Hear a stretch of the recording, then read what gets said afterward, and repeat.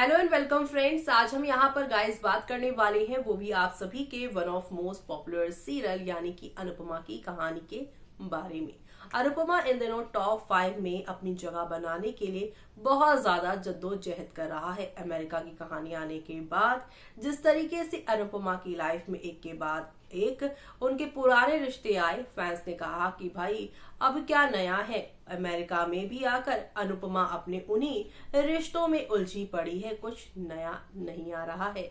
लेकिन अब यहाँ पर नया होगा, क्योंकि अब एक एक करके रिश्तों की पोल खुलकर सामने आने वाली है। जहाँ पर आप सभी की आध्या ने लाख छुपाने की कोशिश की कि वो यहाँ अनुज को अनुपमा से मिलने नहीं देगी, लेकिन अनुज अनुपमा मिले भी और अनुपमा और अनुज की इस मुलाकात के बाद आप सभी के आध्या के ऊपर अनुज यहाँ पर भड़के भी। लेकिन दूसरी तरफ यहाँ पर श्रुति अभी बहुत सारी चीजों से अनजान है।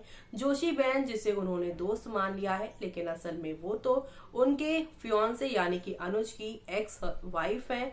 और यहाँ पर आज भी अनुज के दिल में अनुपमा कितनी बसती है वो ऑडियंस जानती है, अनुज जानते हैं और साथ ही साथ यहाँ पे आध्या भी जानती है।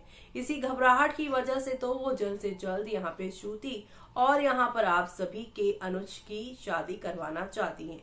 लेकिन दूसरी तरफ यहाँ पर श्रुति ये बार बार सभी से कह रही हैं कि अनुज को अभी टाइम चाहिए, वो जल्दबाजी में शादी नहीं करना चाहते, इसलिए मैं उसे टाइम देना चाहती हूँ। आने वाले एपिसोड में भी श्रुति यही कहती नजर आएंगी। लेकिन अब श्रुति ये भी एहसास कर रही है कि जब से शादी की बात शुरू हुई है वो अनुज से और ज्यादा दूर हो गई हैं। आज के एपिसोड में ही श्रुति ने जब देखा कि अनुज और आध्या घर में नहीं है, और जब वो घर आए और जब अनुज ने बताया कि जो है श्रुति यहाँ पर आद्या को फिर से पैनिक अटैक आ गया था और इसी वजह से हम गए थे, श्रुति ने बोला कि मुझे क्यों नहीं बताया।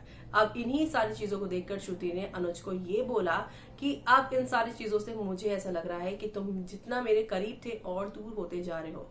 अब जैसे जैसे शादी के दिन नजदीक आएंगे श्रुति यहाँ पर अनुपमा की हेल्प लेगी, क्योंकि अनुपमा कम ही समय में उनकी अच्छी दोस्त बन गई है।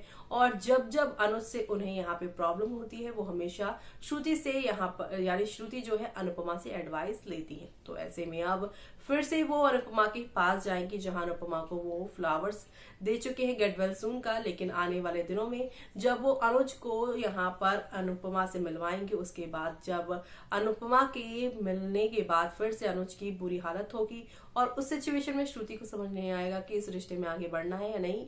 वो अनुपमा से मिलने जाएगी, क्योंकि वो एक्सपीरियंस है सारी चीजें और उसे पता है अनुपमा से मिलकर श्रुति को अच्छा लगता है। लेकिन तब यहाँ पर बीच इन दोनों के बीच में आकर बोल पड़ेंगे और कहेंगी कि तू उसके जले पर नमक छिड़काने क्यों आई है। मुझे पता है कि जो अनुज कपाड़िया जिसके साथ तेरी एंगेजमेंट हो गई, जिसके साथ तुझे शादी करनी है आगे चल के, वो अनुपमा का एक्स हस्बैंड है, यानी एक तरह से असली हस्बैंड है, क्योंकि आज भी अनुपमा उसे बुला नहीं पाई है।